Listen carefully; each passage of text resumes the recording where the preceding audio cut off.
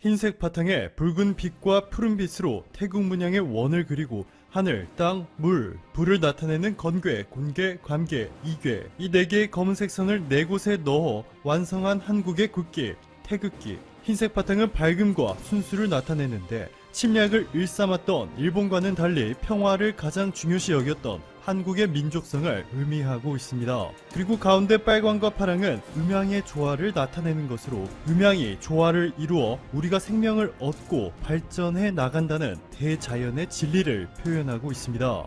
전 세계의 한국의 자주 독립을 선언한 3월 1일 3.1절, 한국을 위해 목숨을 바친 소중한 생명들을 기념하는 6월 6일 현충일 등에 우리는 태극기를 달아 우리의 소중한 역사를 되새기고 있습니다. 그런데 이번에 베트남 네티즌들의 도를 넘는 도발을 한국에 걸어왔습니다. 지금 보시는 이 변형된 태극기, 자세히 보시면 음양의 조화를 나타내는 빨간색과 파란색 동그라미가 이번 사태를 패러디한 형태로 바뀌어 있습니다. 마치 한국이 이번 사태의 근원지라 표현하는 듯 보이는데요. 보시면 이 베트남 네티즌이 게시한 이 문제의 게시물은 이미 좋아요가 18,000개를 넘었고 댓글이 3,300개, 무려 2,200번이나 공유되었는데요. 한국 기업들의 국가 의존도가 절대적으로 높아 한국을 외교적으로 최우선순위에 두어야 하는 베트남 정부가 아무런 조치를 취하지 않고 있다는 것 자체가 말이 안 되는 상황입니다. 이뿐만이 아니죠. 이제는 베트남이 전 세계가 극찬하고 있는 한국의 진단 키트에 대해서도 비판하기 시작하였습니다.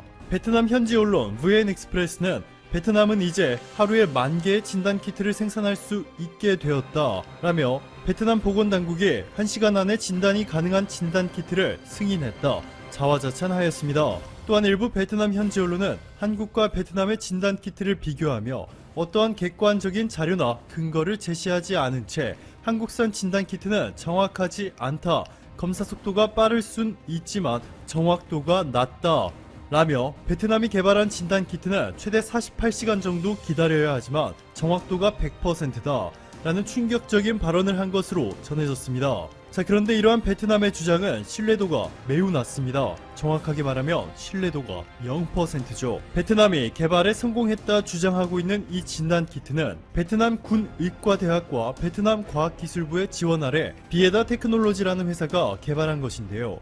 펀꾸옥 비에다 대표는 이렇게 말합니다. 현재 전세계 20개 국가들로부터 구매 주문이 쏟아져 들어왔다. 이란, 핀란드, 우크라이나 등에 수출된다 라고 말이죠. 자, 그런데 얼마 전 진단키트가 남아 돌아 해외에 수출하고 있다는 베트남이 한국산 진단키트를 수입하고 있었고 지금까지도 계속해서 한국산 진단키트를 더 보내달라 요청하고 있다는 소식을 지금 보시는 이 영상을 통해 전해드렸습니다. 또한 놀랍게도 미국이 아직 미국 FDA의 승인을 받지 않은 한국산 진단키트를 수입해 실전에 사용한 것으로 전해져 화제가 되고 있습니다. 한국의 진단키트 생산업체 시젠 측에 의하면 미국이 한국산 진단키트를 사용하기 위해 미국 내 규정까지 바꾼 것인데요. 최근 트럼프는 문재인 대통령과의 통화에서 FDA 승인 절차가 필요할 수도 있는데 오늘 중에 승인될 수 있도록 즉각 조치를 취하겠다 밝혔고 바로 어제 세계에서 가장 까다롭기로 유명한 미국의 FDA가 한국산 진단키트를 초스피드로 승인하며 미국 내 판매를 허가하였습니다.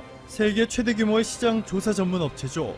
넘비오가 발표한 세계 헬스케어 지수, 국가별로 의료진들의 스킬과 역량, 진단 및 결과 보고서를 완성하는 속도, 현대 진단 및 치료 장비의 퀄리티, 의료시설, 진료의 정확성 등을 종합적으로 고려해 순위를 매겼는데 놀랍게도 대한민국이 세계에서 1위, 네덜란드, 독일, 스페인, 프랑스, 일본보다 압도적으로 높죠.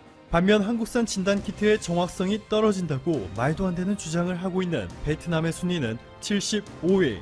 이번 사태에서 의료 수준과 보건 시스템의 바닥을 보여주고 있는 이란보다 2단계나 더 낮습니다. 심각한 수준이죠. 강경화 외교부 장관은 판백밍 베트남 부총리와의 전화통화에서 베트남이 한국 국민을 과도하게 막은 조치는 한국 내 실망감이 매우 크다 라 전했습니다.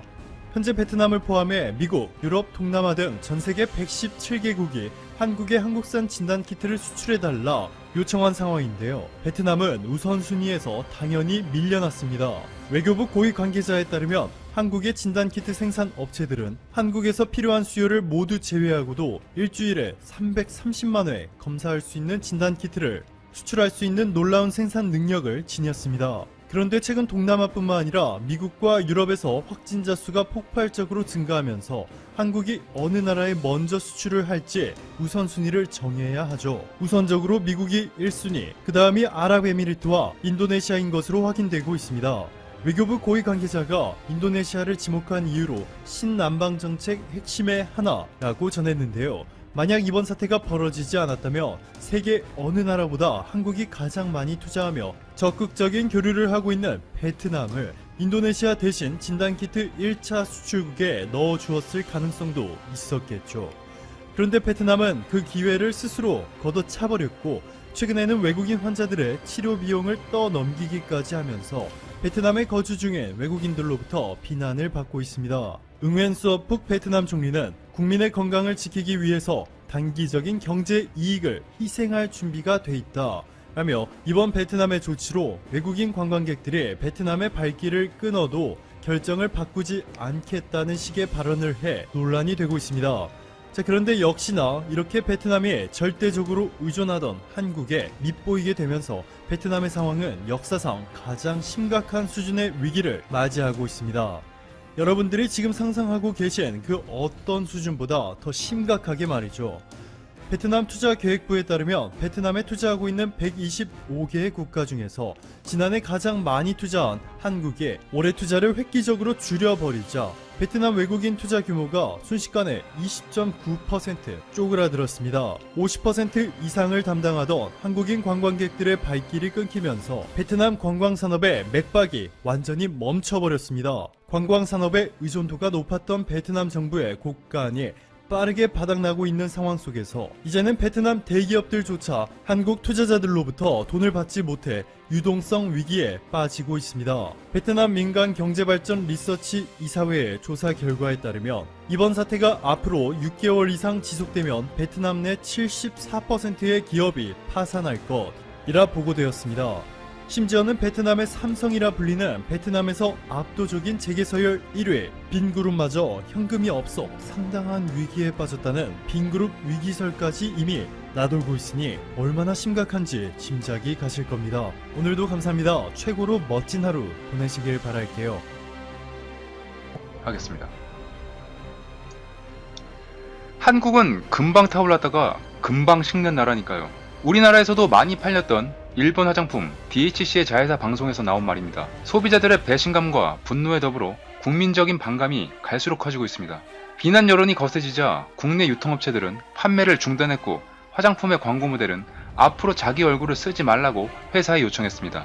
아직까지도 일본 내의 일반적인 생각은 변함이 없는 것 같습니다. 하지만 일본 관계자들의 생각은 여러 가지 이유로 인해 변화가 보이는 것 같습니다. 한국에 대한 경제 제재를 너무 쉽게 보고 있었다. 이 말은 일본 정부 관계자가 한 말로써 일본의 수출 규제 조치로 한국에서 일본 제품 불매 운동이 촉발되고 지자체 간 문화, 스포츠 교류 중단 등 후폭풍이 거세게 일고 있는 가운데 한국의 예상 밖의 대응에 당황하고 있다는 일본 언론의 보도입니다. 한국을 경제적으로 압박해서 본인들의 의도대로 끌고 가겠다던 일본 정부에서 다른 목소리가 나오기 시작한 것입니다. 계획했던 것과는 다르게 사안이 점점 커져간다며 잘못된 판단을 인정했다고 전했습니다. 9일 마이니치 신문은 강제징용 대응 촉구 의도라는 제목의 기사에서 정부 관계자의 대화를 인용해 당초 예상보다 소동이 커졌다고 전했습니다. 이와 함께 양국 지자체 간 교류와 스포츠 교류 등에서도 중단이 이어지면서 일본 정부 측이 이번 조치에 대해 오산을 인정한 셈이라는 것이었습니다. 14일 아사히 신문 또한 이번 조치가 문제가 있다며 일본에서는 문제 해결보다 한국을 괴롭히는 것이 목적이었다고 지적했습니다. 또한 한 논설위원은 보복은 해결책이 아니다라는 제목의 칼럼에서 한국에 대한 수출 규제 조치와 직접적으로 관련 있는 일본 정부 당국자가 사실 이런 일을 해선 안 된다고 털어놓았다고 말했습니다. 한국에게 겉으로 말은 안 했지만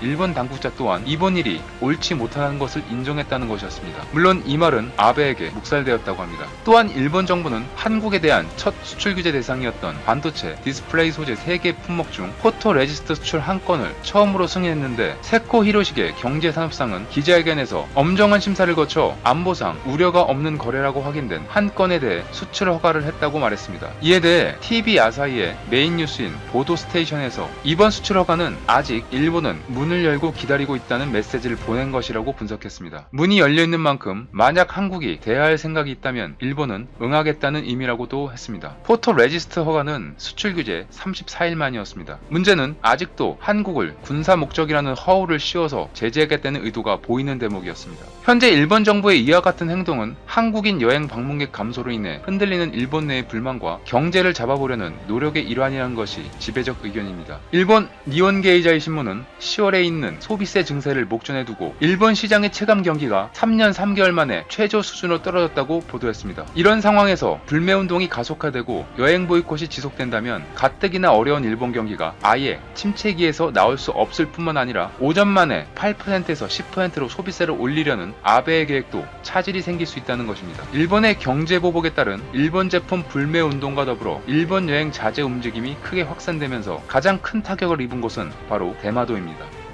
조선통신사의 첫 기항지로 한일교류의 상징과도 같은 대마도는 부산과 49.5km의 거리에 있는 인구 32,000여 명의 작은 도시입니다. 대마도의 대표 항구인 이즈하라항으로 들어온 99,789명의 외국인 중 한국인은 99,344명으로 점유율 99.9%를 기록했습니다. 또 다른 항구인 히타카츠항은 한국인 점유율 99%로 배를 타고 들어오는 대부분의 외국인이 한국인이란 뜻입니다. 한때 넘쳐나는 관광객으로 인해 일부 업주들이 한국인 사절 편말을 붙여 혐한 논란이 끊이지 않았던 곳이지만 한국인의 대표적 관광지인 대마도가 여행 불매 운동으로 직격탄을 맞고 고통스러워하고 있습니다. 한국인들의 발길이 끊이지 않던 거리는 지역 주민들만 가끔 보이는 상황입니다.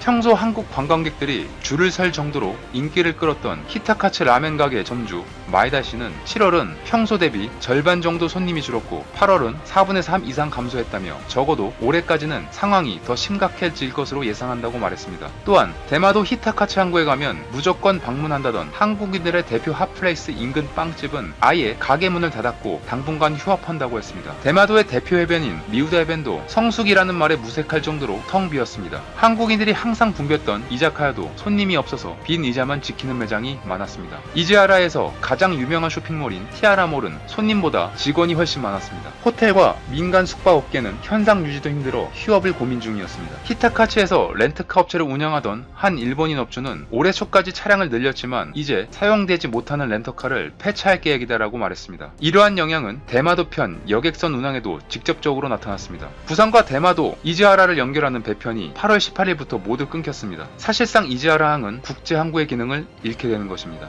부산과 대마도 구간 해운사들은 극성수기임에도 불구하고 이달 들어 운항을 중단하는 업체들이 나오고 있으며 나머지 해운사들도 배편을 줄일 수밖에 없다는 입장을 보였습니다. 일본의 경제 제재에 대한 한국인들의 대응으로 불매운동과 여행 보이콧이 그들에게 실질적으로 영향을 주고 있다는 것이 현실화되는 모습이었습니다. 더불어 NHK, 아사히신문, 마이니치신문, 산케이신문 등은 8월 20일 대한항공이 일부 일본 노선 운항을 중단한다고 일제히 보도했습니다. 또한 동남아시아, 중국 등을 잇는 노선은 확충한다고 전했습니다. 또한 일본의 반도체 관련 부품 생산 기업인 모리타, 스텔라, 도쿄 오카공업 등은 한국 기업에 납품을 하지 못해서 사면 초과에 빠진 모습입니다. 일본의 경제 제재로 인해 한국 기업에 대한 판매 루트가 막힌 상황에서 살아남기 위해 중국 공장이나 한국 현지에서 물품을 생산하여 공급하겠다며 어떻게든 놓치지 않기 위해 눈물겨운 사투를 벌이고 있습니다. 하지만 한국 기업들은 일본 기업에 대한 신뢰를 잃었고 일본 정부가 추후 최종 판매지를 추적해 다시 제재할 가능성도 있다며 일본 관련 기업 제품을 쓰지 않겠다고 못 박았습니다. 또한 한국 국민들 또한 일본 기업 제품을 불매운동하는 것을 넘어 일본의 사죄와 반성이 있을 때까지 불매운동과 여행 보이콧을 이어나가려는 모습을 보이고 있습니다. 한국 정부도 마찬가지로 일본을 화이트리스트에서 배제하고 미래를 위한 국가 경쟁력 강화를 위해 7년 동안 7조 8천억을 지원하겠다고 했습니다. 또한 22일 한일 군사보호협정 지소미아를 전격적으로 파기함을 결정하여 대화의 문을 닫아버린 일본에게 더욱 압박을 가한다고 했습니다.